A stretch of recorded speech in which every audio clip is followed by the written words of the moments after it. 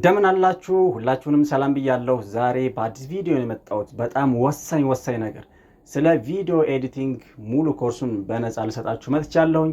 ቪዲዮ ኤዲት ለማድረግ እንግዲህ እንደምታውቁት ስልካችንን ወይም ደግሞ ላፕቶፕ መጠቀም ይኖርብናል ማለት ነው። በዚህ ቪዲዮ የማሳያችሁ በቀላሉ ባለንና በስልካችን ተጠቅመን እንዴት አድርገን እንደ አዶቤ ፕሪሚየር ፕሮ ፕሮፌሽናል የሆነ ቪዲዮዎችን ኤዲት ማድረግ እንዴት እንደምንችል ነው ማሳያችሁ ማለት ነው። በኤዲቲንግ ኮርሱ ላይ የምነግራችሁ 3 ነገሮች አሉ። የመጀመሪያው እንዴት አድርገን ነው ስፕሊት የምናደርገው፣ ሁለተኛው ክሮፕ ወይም ሰፋ ያለ ይዞታ ያላቸውን ቪዲዮዎች እንዴት አድርገን ነው ክሮፕ ማድረግ የምንችለው፣ ወይም ሌሎች ተጨማሪ መልቲሚዲያዎችን ወይም ኢሜጅ ሊሆን ይችላል ቪዲዮ እንዴት አድርገን ነው አድ ማድረግ የምንችለው የሚለውን በኮርሱ ላይ የተካተተ ይሆናል ማለት ነው።